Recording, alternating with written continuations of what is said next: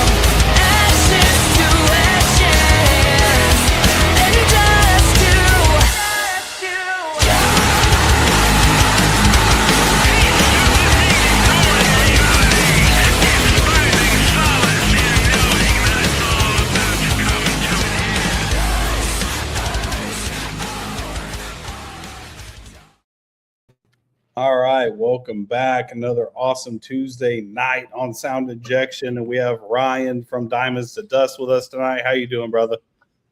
I'm a little shot, but you know what? I'm very excited to be here. And But you're I do like here. what you did with that intro with the feature presentation, and I like that song that you had playing. I want to check it out afterwards. But That is a band called Strange Like Me from Arizona, and they are amazing. Great. be Yes. sure to check that out. Yeah, they are a very good band. Well, actually, they're from half of them are in Arizona and half of them are in Colorado. But they've been on the show several times and are very good friends of ours. But they are an amazing, amazing band, and Kelly is an amazing person to talk to. So, getting right into it, I'm actually going to let Meg start it off tonight. Okay. So, what got you into playing music? Well, it was 20 years ago when I started doing piano lessons. My parents really gave me a choice to see if I wanted to play an instrument. I think guitar was one of the options, but I think I did express an interest, but I think for my parents then a piano was a little bit easier. So I did 4 years of that. 3 years into actually 3 years into piano, I started to pick up drums after the watching School of Rock. Yeah. Yeah. And then a year later, I said, okay, this is cool and all. And at the time, my god cousin was playing bass in church while I was on drums. So I said, okay, let's check out bass. And then a few months later, I said, you know what? Why don't I try guitar? Because I did entertain the idea of it like months prior. Because around the holiday season, my parents would write one of those, annual updates. And for Yeah. like the paragraph, they expressed that I had an interest in starting guitar. And at the time, a prepubescent Justin Bieber was picking up momentum, and he was known for playing guitar and singing. So I said, you know what? Hey, guitar is a portable instrument. It does happen to be very popular. Why don't I just learn it just to write songs? Yeah. So that was around the beginning of 8th grade when I started guitar. And then by the end of 8th grade, I got into metal after watching Zach Wild and Slash on TV. And I said, okay, I'm going to make this instrument my personality trait, and I'm going to become a metalhead. Okay. Yeah, that was actually great. one of the next questions I was going to ask you is what got you into metal specifically. But James I was going to bring up a bonus. A contestant from American Idol. He said to give metal a chance, and I did exactly that. He even brought Judas Priest at the one of the final nights. And Wow. I know, like for me growing up is like, you know, I was born and raised in the middle of nowhere, Oklahoma, which I no longer live there, thankfully. Oh my gosh. So I grew up watching MTV, and the first time I ever seen Motorhead, and I seen Lemmy playing, and that's what made me want to be a bass player, which I'm still a bass player today. But I was like, I want to play bass. And of course I tried singing, but I can't carry a tune. I sound like a dying cat in heat when I try to sing. So I was like, all right, no singing, just playing the bass, only the bass. So I always love finding out like what drove somebody into playing metal specifically, because there's always something. There's always that one person, that one band, that one player that kind of resonates with you, and you're like, I want to do that. That's what I want to do. The following example isn't exactly metal. It was before I got into metal. A lot of people don't like it, but seeing Slash at the Super Bowl halftime show with the VIPs when he's up playing "Sweet Child of Mine," I said, hey, that's cool. Like, I want to play like Slash. So you could say he and Zach Wild were like my main inspirations for guitar. This is awesome because we actually got to see both of them just a few weeks ago at Welcome to Rockville. Zach played with Black Label Society and his Black Sabbath, and we got to see Guns N' Roses headline the very first night. So, of course, I wasn't a really big Guns N' Roses fan, but I am a Slash fan. So it's like I have to see at least one song and see Slash play live at least once. Of course. So we got to see that, and it was great. Unfortunately, Axl wasn't that great, but Slash was great. Someone needs to stop Axl Rose. Yeah, he was so off key and out of tune, and I was just like, ooh. Well, all right. Well, we see Slash. So moving on. Right. CB, you got the next question, brother. So what was it like for you getting with the band, going on stage for the first time? My first show with the band was about 2 years ago now, and we opened with the opening track from not the last record, but the previous, and it was just nothing but the song is just nothing but a single breakdown, and I said, like, all right, this is where I belong. I mean, I played in heavy bands before, but this one just felt so right. And having to synchronize the headbanging, like, okay, I can get used to this. Okay. But I wouldn't say it was my best, but it was not my worst either. It felt right, but I told Christian, our vocalist, hey man, I wouldn't blame you if you didn't want me to come back. Okay. Fair enough. So if heavy metal and hard rock wasn't even a thing, didn't even exist, what type of music do you think you would be playing? Classical. I studied classical guitar in college, and and you know what? Come to think about it, I would actually be playing jazz because that's exactly what I want to do when I retire. Okay. Shoot, if I'm not practicing for the band, I'm playing jazz. Jazz is good. Yeah. Jazz is great. Well, you know, I think jazz is kind of one of those things because it kind of operates on the same scale as metal. It's just kind of natural and we've asked this question a million times to every band, and usually jazz is like the number one answer. For me, it would be ska because I love. It's like jazz is like the genre for classical nonconformists. Right. Yeah. I would say classical is more aligned to metal based on its common tendencies. I like to That think of too. classical as metal without electricity, but the thing with classical guitar is that you have to keep those the right hand fingernails, you have to keep them nice and maintained. Long. Yeah.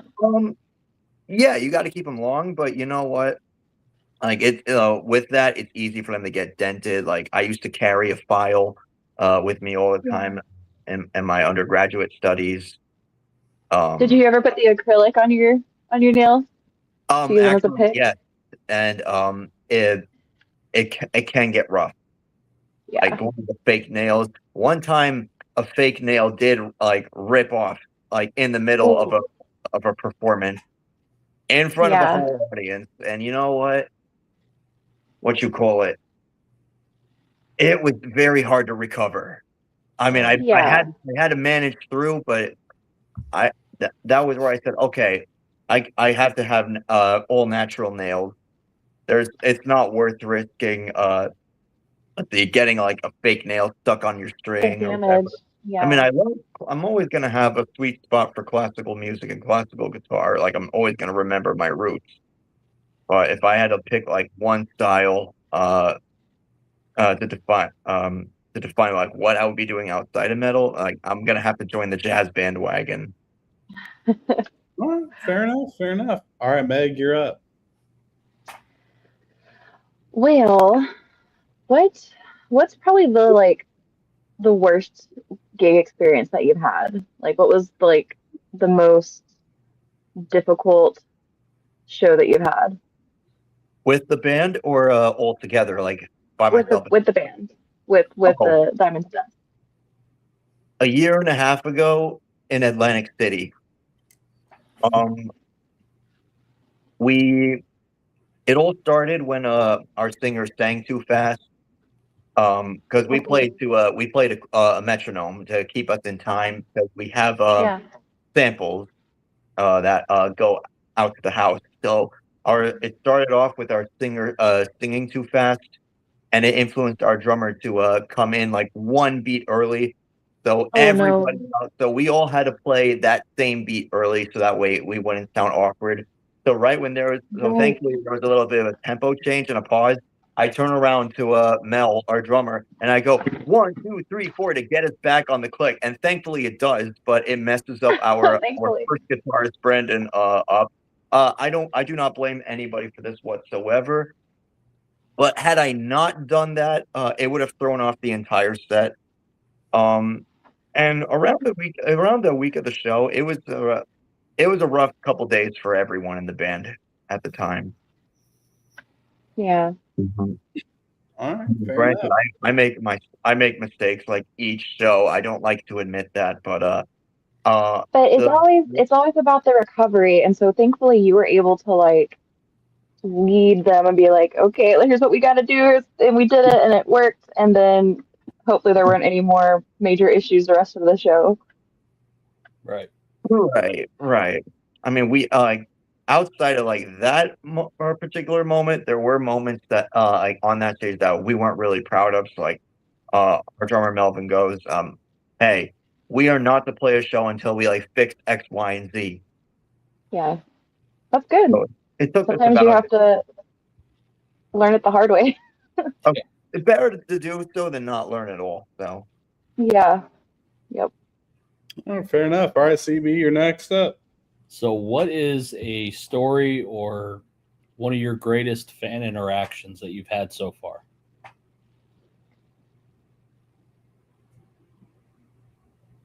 Fan interaction. We have a fan in Michigan. Despite it also being one of our roughest shows to date, one of our fans from Michigan came in with the baseball card type cards of I mean, I wasn't even officially in the band yet, so there were none of me, and that's fine. But I was just sitting next to Barry.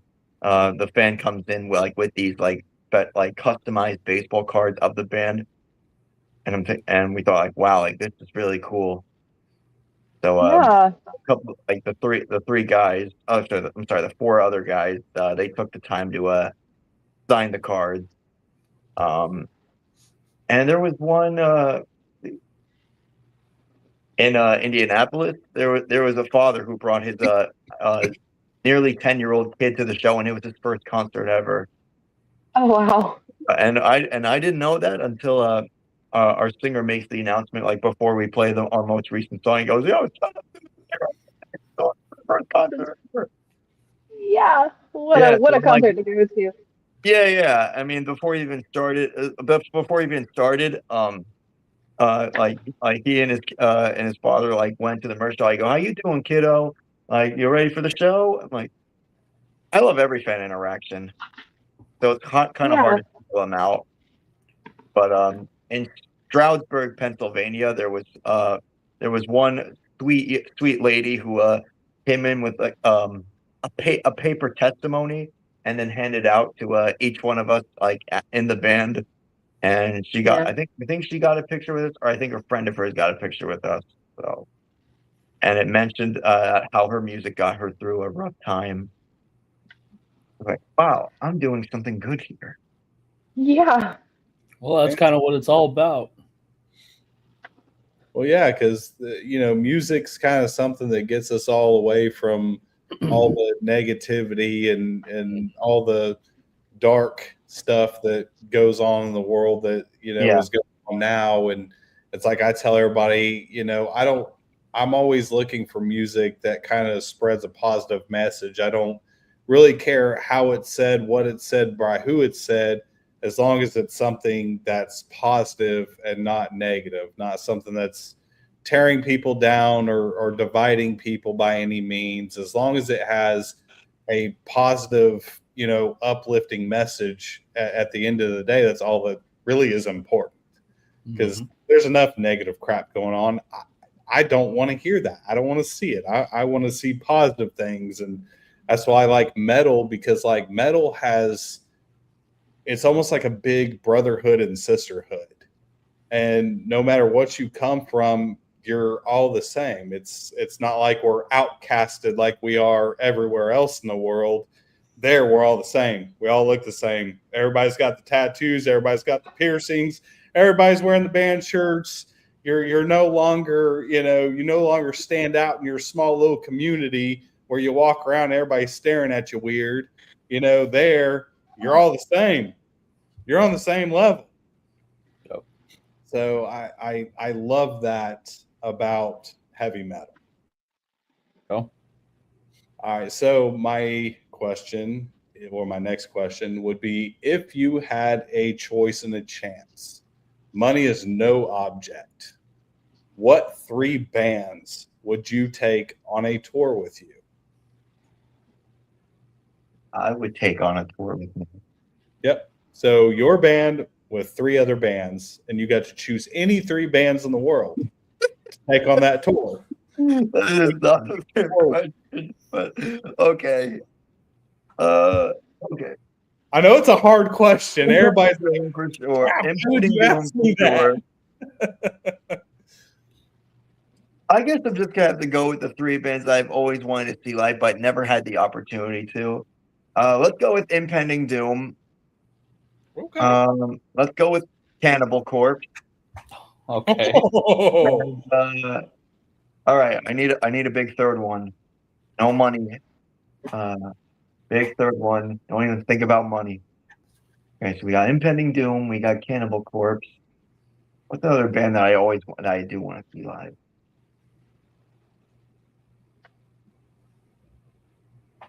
I don't know, man. Anyone who would pop us on and to the point that we would play at least the theater at Madison Square Garden. So in case you didn't know, like MSG, it's not just the arena where the Knicks play. Like there's different segments. Like there's like a 5,000 cap theater. Meshuggah and Lorna Shore have already played that, not the actual Madison Square Garden, but it's in the same complex, the same premises. But Okay. But no, I have to get specific with this third one. How about Pantera? Oh, Okay. okay. Hell yeah. All right. Yeah, Only because, I'm gonna go Pantera. Okay. The one regret I have in life was not getting to see the original lineup of Pantera. I was too young, so I couldn't relate. I was not. I was very much of age, and I had the chance to go, and we opted out of seeing them because it was at Ozfest in Dallas, Texas. Mm-hmm.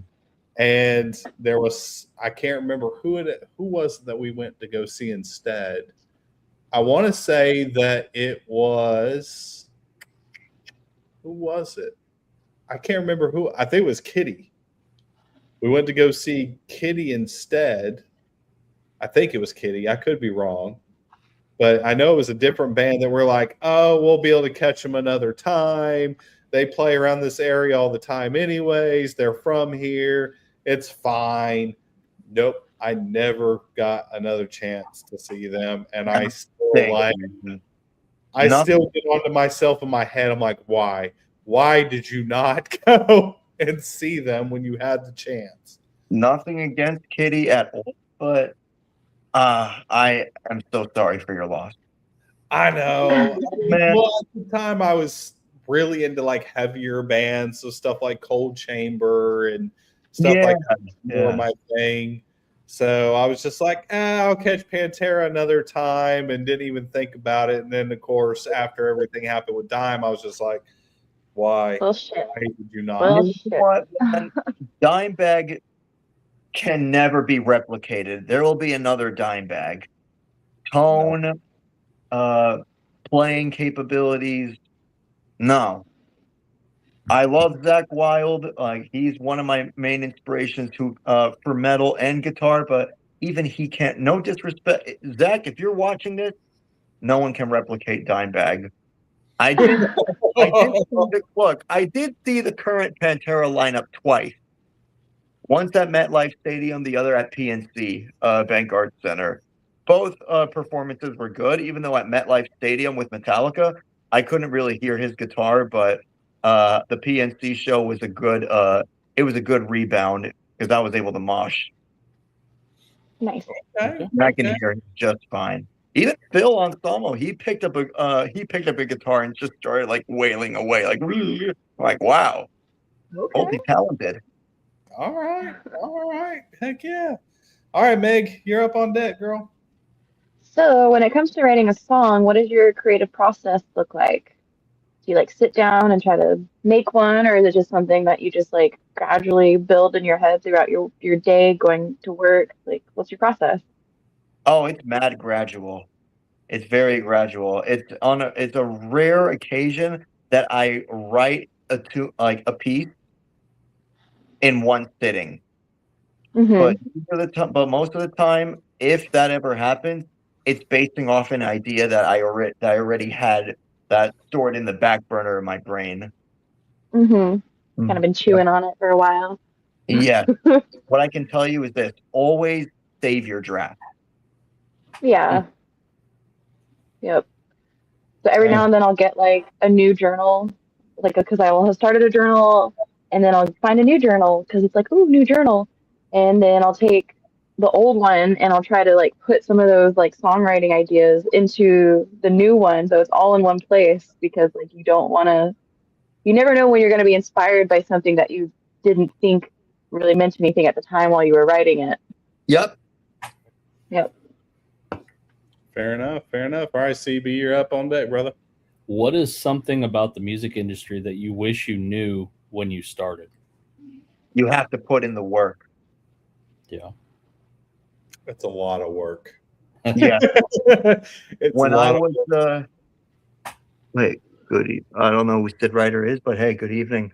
When I was in 12th grade, when just like a couple weeks after graduation, one of the ladies at the front office, she knew me for my playing. She goes, "You're going to be famous," and I believed her.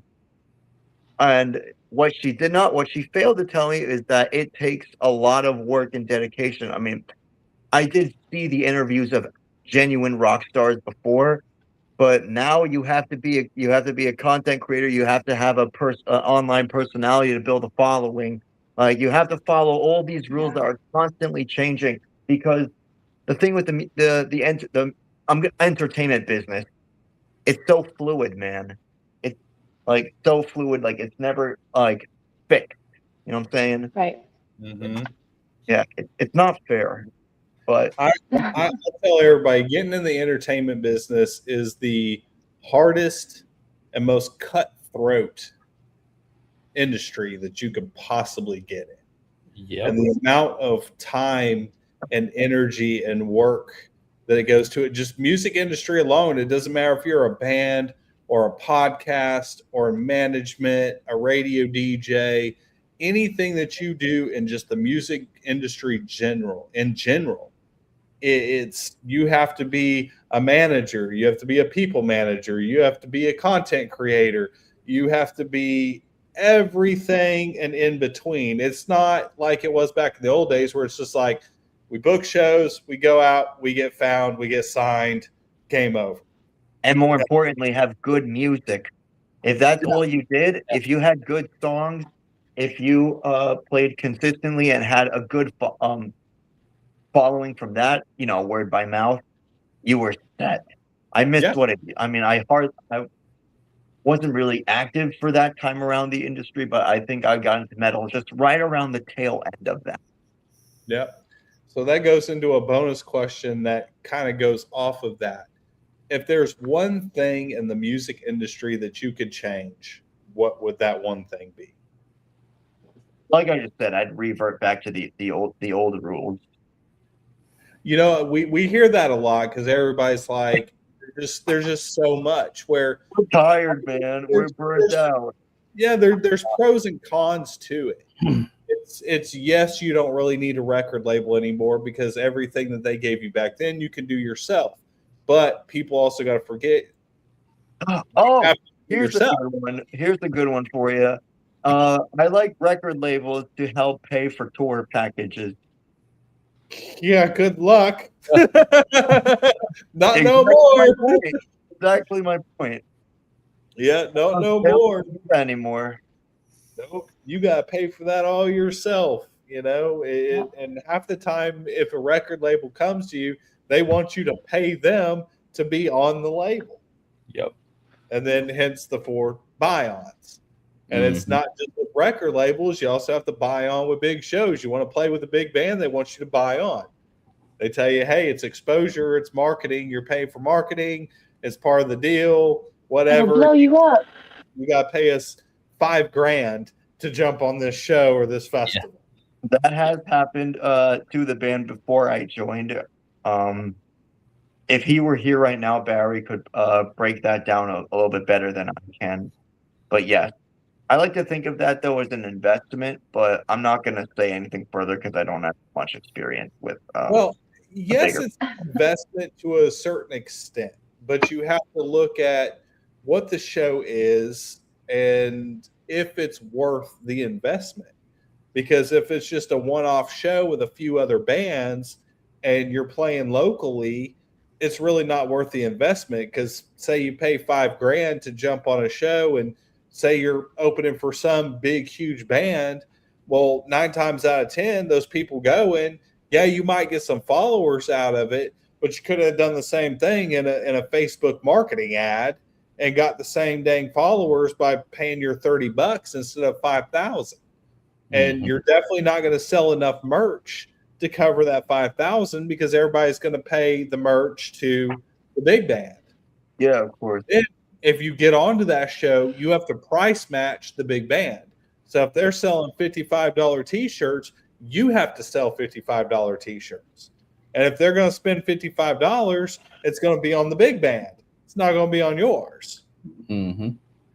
So you have to weigh out that investment and not just, oh, God, we get to play with a big, huge band. Oh, man, that's awesome. Yeah, it might be awesome, but your pocket is not going to be awesome afterwards. and what did you essentially really get out of it? Now, if you pay that money to say a big festival, like some type of DWP festival, like, Incarceration or Louder Than Life or Welcome to Rockville, okay, that investment would probably be worth your while. But other than that, it's really not. And there's just so many people that are out there that are just straight up sharks that are looking to make a buck off of your name and off of your band. They don't really care about you. They just care about what they get in their pocket. So at the end of the day, everybody else gets paid and you wind up with Jack. Right. And that's the unfortunate part. Yeah. Right. All right, Meg, you're up on deck. What's your favorite flavor of sandwich? Sandwiches have flavors? Sure. Yeah, like, do you like a meat sandwich or a peanut butter and potted meat sandwich or a peanut my butter and God. banana? That is disgusting. What? A Subway sandwich. Oh, good God. I like subs, but you can never go wrong with a good PB&J. Yeah. Good PB&J. What flavor jelly? Strawberry, Okay. Strawberry. And then Butter. crunchy or creamy peanut butter? creamy, creamy organic peanut butter. Once in a blue moon, I will throw in a grape jelly, but it's mostly like whatever's in the fridge. It's Yeah. usually strawberry rather than it is grape. I changed Crimson's life with jelly when he moved here. Yeah. Uh-oh. Me, yeah. What was it we How? eat? What jelly do we eat, Crimson? Red plum. Yeah, Oh, red plum's good on buttered toast. Yeah, it's pretty good. we do red plum jelly and peanut butter, and red plum jelly is on everything because red plum jelly is amazing. I don't know. I don't know if I could do that with peanut butter. Oh, trust me, it's amazing. It's It's way amazing. better than peanut butter and potted meat. That is gross. I think I would agree. I think I would agree with that statement for sure. Or what's the We had an other one? old host who that was one of her favorite snacks was potted meat and peanut butter sandwiches. So nasty. We also had Yeah. a band that did peanut butter, banana, and mayonnaise. Yeah. You lose me at mayo. No mayo? Ever. Mm. No, All right. no, he just doesn't like mayo. Period. Fair enough. I like mayonnaise on certain things, but just very few. All right, CB, you're up on deck, my friend. All right. So along these sides of the questions, what is your favorite horror film? Ooh. I don't watch horror movies anymore, but my favorite one, Final Destination 1. Oh, okay. Oh, okay. Okay. Going old school. So you wouldn't be traveling behind any trucks with big giant trees on the back of them, huh? Oh boy. No, I was too cuckoo for Cocoa Puffs for the second one, but yeah, I think that universally we can all agree it never to do Yeah. such a thing. They usually just get off to We- the side and move We got around. caught behind one on our way. Was it back from Rockville or to Rockville? I I can't remember. Rockville. Yeah. Yeah, we got caught behind. We were like, all three of us were like, okay, let's get out of here. Let's like try to. Because we were merging on, and it was right in front of us, and we're like, shit, we got to get away from this guy. So what Mhm. made it even worse is that the trees were tied down, but they were They were, like, moving so much that it looked like at any point they could come off that trailer and go into traffic. So it was pretty nerve-wracking. Yes, it was. That was actually. It was like freaking springs. Yeah. When we got behind those, all those trees were like boing, boing, boing. I was like, nope, not doing it. Not today, sir, not today. It's not happening. So, I also If- really liked the Scream movies, like the Okay. first two, and I did see 5 and 6 in theaters. And the funny thing is, growing up, Ghostface was the scariest thing I've ever seen in my life, and Yeah. figure like the older I got, like I said, like all right, I'm gonna watch the movies. Right. See, for me, I grew up, I was terrified, petrified of porcelain dolls. Terrified of dolls. They scared the crap out of me. Like So Annabelle. yeah, anything dolls scared the crap out of me. And I was terrified. Now I like the Chucky movies, but then I was petrified of Chucky. Just absolutely terrified. And my aunt, who was a little bit older, she wasn't much older than me. I don't know really how that happened, but my aunt was like a year older than me, would just torment me with porcelain dolls. And I couldn't watch them. Anytime I even seen anything with Chucky, I was like running in terror and tears and crying and just losing my mind over that and clowns. I was absolutely terrified of clowns. That's funny. You be quiet. All right. So, if you could play any music venue, legendary venue in the world, where would you want to play and why? Starland Ballroom in Sayreville, New Jersey, because it is a hometown staple. Okay. If you want to make it in Jersey, you got to play Starland Ballroom. Also, if it ever opens up again, the chance, because the guys in the band have already played it, but that it's where we're from Poughkeepsie, New York, the chance, but it's shut down. So back in March, we had to settle for Reason and Ruckus, which is a little bit of a downgrade from the chance, but we had a good sound guy, so it worked out. That's always important.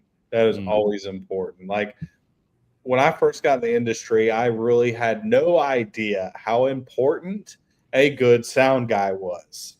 Yeah. Oh my god. Also, And how difficult they are to come by. Yeah.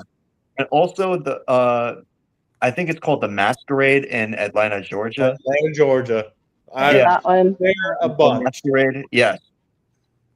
I can't wait to play that venue and say, "Hey, I knew about it. Hey guys, I knew about this venue before I got famous." But I don't know if that'll ever happen. But Masquerade, let's see. There's one in California called the Chain Reaction.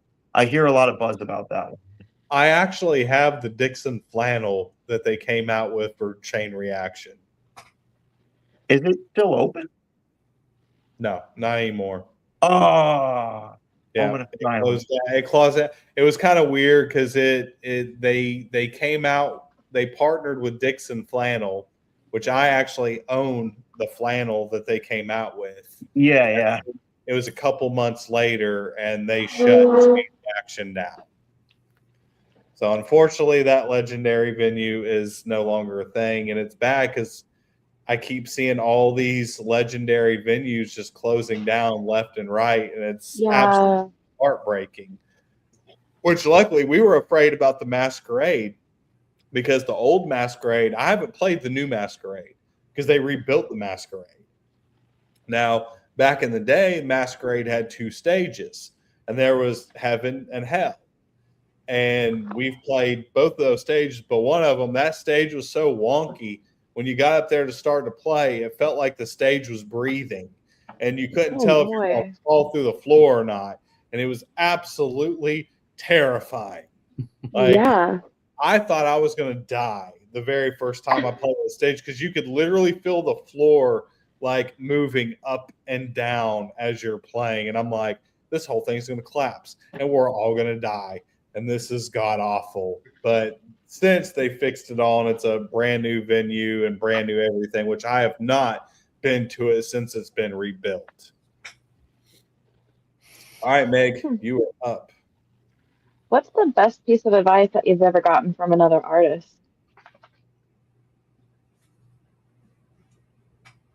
I think you're going to hit him with a deep one. I know. Sorry. I'm going to go with stay humble. Yep. Okay. That's good. That's good advice all around. It is. And a lot of more people should listen to that, but unfortunately they don't. And Yeah. it is what it is. Yep. All right, CB, you are up, my friend. If you could throw in a random instrument into your band, what instrument would that be? Ooh, that's a good one. Piano. Piano? There we go. Okay. I hear it. I hear piano with distortion. Well, that was great. Let's call it a synthesizer. Yeah. Oh, true. That includes synthesizers. That includes like keyboards. Yeah. Make it crunchy. Yeah, synthesizers are always good. I mean, there's a lot of bands that are starting to mess around with that, and it's starting to get more and more popular. Now, I remember back in the day, that was like unheard of to have a synth in heavy metal and hard rock. I mean, some did it back in the 80s, but they weren't really heavy metal. They were more like the hair metal bands, which I wouldn't even really consider hair metal bands metal. I guess it was metal for the time, but now that's like classic rock. Well, I guess Korn is classic rock now too. So is Slipknot apparently. Isn't that crazy? By 2030, yes, they will officially be classic rock, which is a scary thought. That is very scary. But yeah, I had a meltdown going to work one day, and I decided to, which normally I don't even listen to FM. It's usually Amazon or Spotify or something like that. But I decided to listen to FM one day, and it happened to be the classic rock. And they're like, hey, you're listening to the classic rock station. And then they were like, all right, the next up is Slipknot with Left Behind. I'm like, what? Excuse me? What? That's What? that's not supposed to happen for 5 more years.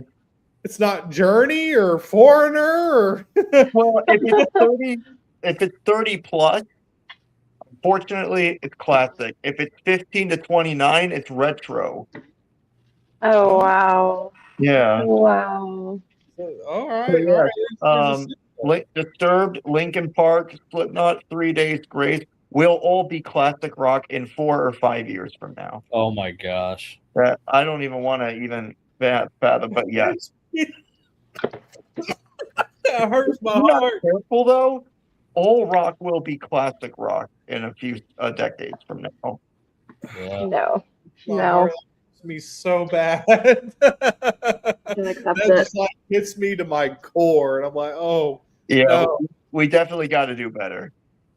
I'm like, I know I'm older, but geez, it's like I seen there's some band that did a parody video. There's this band that's overseas, and they're kind of like a deathcore death metal band called I think it's Raised by Owls, and they got this little skit where 2 of the members are in like a CD store, and they see this CD. It's like Dad Rock Now, and they pick it up. They're like Slipknot, Korn, and they're like, is this a dream? No. And they just start having this like absolute like temper tantrum.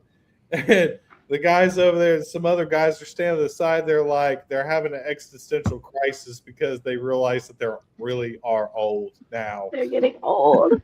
It's like, you know, I'm in my 40s. So like I grew up with all these bands, and to me, they're still like new, but they're not. When you think about it, Slipknot came out in the late 90s. Yeah. So it's like, you know, 30 years later, here they are, but, you know, they've been out that long, and Yeah. that much time has actually passed. Yeah. That's absolutely terrifying. Absolutely terrifying. All right. So if you could play with any major band from the 80s, what band would you like to play with? Danger, danger. What?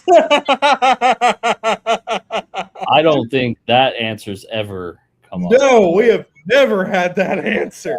Never. All right. Okay, I gotta know why. What's the story behind that? Because that was, you answered that way too quick. when I had Spotify Premium, I used to be a playlist freak. I have a late night cruise playlist. I mean, I use Tidal now, but I have a late night cruise playlist. It's still on there on Spotify, and it's nothing but 80s. I got Def Leppard is my second answer. Okay. Soda Stereo is my third answer. Soda Stereo is not on my it's not on that playlist. I got into them last year, but nah, I got Def Leppard, I got Michael Jackson, I got Tears for Fears, Yeah, got Duran Duran.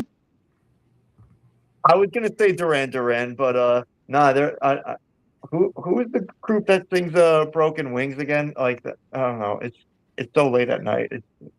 Oh, No. Take these broken wings. That song. yeah, that was a good song. Fly again, something. But Danger is a good one.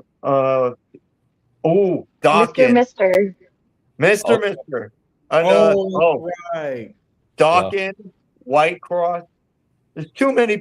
I've been listening to nothing but like 80s. To be honest with you guys. Love it. So that's not really a fair question. Queensryche. I used to work stagehands at a local theater, and my first day on the job, it was Queensryche. Oh, nice. Yeah. It was a sign. Good. Yeah, but I grew up in the 80s, so I love throwing 80s questions in there and seeing who actually still listens to 80s bands, with younger, because like we have a lot of younger bands that have come in their 20s, and I'm like, I'm just going to ask the question anyways just to see, and most of them are like, none. if he were still with us, well, let's see. Priest, I did see live. I never got a chance to see Ozzy live. No. That celebrity death hit a little bit as the days went by, but no, I've been listening to a lot of like 80s, like Barren Cross is another one. Okay. Barren Cross, White Cross. I'll give into the stereotype. Striper. I like Striper. Striper's still around. They are. They're doing. We are actually friends with their drum tech. Nice. Striper's drum tech also is the vocalist for a band called Semper Cerebus, which are absolutely fantastic. So if you ever get a chance, go check them out because they are awesome.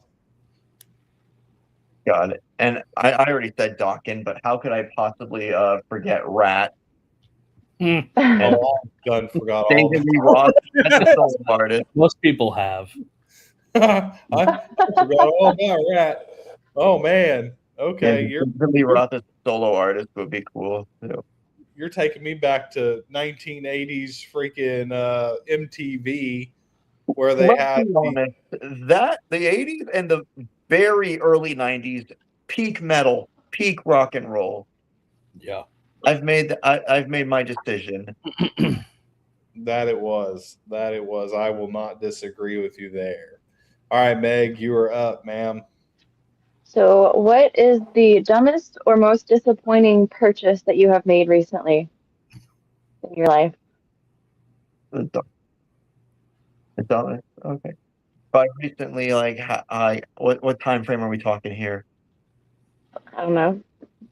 The most recent one that you can think of that you were disappointed in. Okay. Well, I haven't bought any clothes. Gas doesn't count. Oh, that's pretty. Yeah. Food doesn't count. I mean, food could count. I've made some very disappointing choices in food.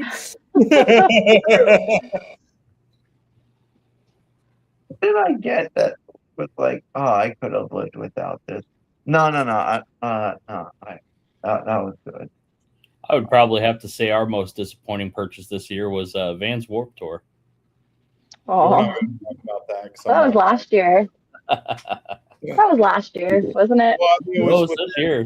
1 year time, Oh, but that was horrifying. Oh yeah. stop it.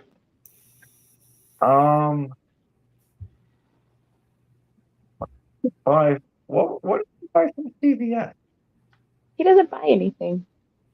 What did I buy from? Oh no, I got you guys are gonna make me want to look over at my my At your my feet. my credit card archives. Maybe Wow. this is a sign. What have I bought this year? Oh boy. Okay. Gosh. I guess can I just like pass? Because my question busted. Next. The most one thing that I regret buying, the disappointing purchase. Disappointing purchase. Okay, I got this. I got this. Stumped him, Meg. I know. Damn it. That bird feeder is doing quite well. Okay. Bird feeder is doing really well. It was a Mother's Day gift, so it's doing really well. Well, that's good. Yeah, gifts don't Like- count. Oh, Even buy- got it. Okay. A fishing license. Oh no. Uh-oh. And did you ever go fishing? Because I did not even need to show it. And they said that you have to show it in print. Yeah. So I bought Really? it on the way over to the fishing trip. And I caught nothing. And it was Oh. pouring. Aw. Yeah. Yeah. Can get that way sometimes. That is disappointing. State fishing license, final answer. Okay. Fair enough. Fair enough. All right, CB, you're up, my friend. So if you could film in a spot anywhere in the world that would be the coolest place to film a music video, what would that be? Let's say I've always wanted to do a chemistry lab, a chem lab in a high school. Okay. And I have a plot. Okay. He's already thought this out. That was quick. Yeah. Mhm. I was this close to saying either Paris, or I've already been to Paris, or never been to the Mall of America. I do want to do some guitar playthroughs at the mall. What else? But nah, I'm gonna have to go with a chemistry lab at a random high school because I already have a plot for it and everything. Okay. I like some music videos with plots. Other music videos, I just like it when they're just straight band playthroughs, where they're just jamming out. Okay. But you gotta stir the pot once in a while. Yeah. That is true. Oh. So for anybody watching, you guys know that we always play one of their music videos at the end. Before we get into that music video, I get the last question of the night before we get into the video. If you could purchase, or not purchase, just given to you, but money aside, money wasn't an object, what guitar would you take if you could have any guitar, any make, model, doesn't matter? What would you have? That's an easy one. Gibson ES 175. Oh, It's the holy grail for Gibson Archtop guitars. They do not produce them anymore. So I did settle for an Epiphone Joe Pass signature. I know it's not metal, but I do like how that thing sounds. And it pretty much has what would I like it to have, like a thicker body? Yes, but at least it gives the tones, like without the amp, are exactly what I'm looking for in an Archtop guitar. okay, fair enough. See, I would love to have, now granted I'm a bass player, but I love the body style of the Gibson SG. And if I could That was have my dream guitar in 7th grade.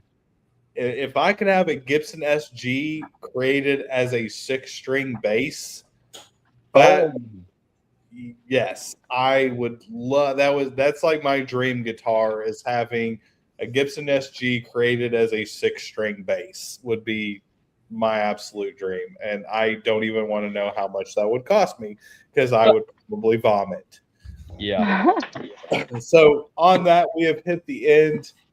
Everybody that's watching, please go check out Diamonds to Dust. Go check them out at a local show if you can catch them. Go hit that follow button. Go check out their music on that. Here's their video for the White Rabbit's Nightmare. Thank you, everybody, for joining us. Thank you, Ryan, for taking your time out tonight to hang out with us. Thank you guys so much for having me. We'll be back next Tuesday. Bye.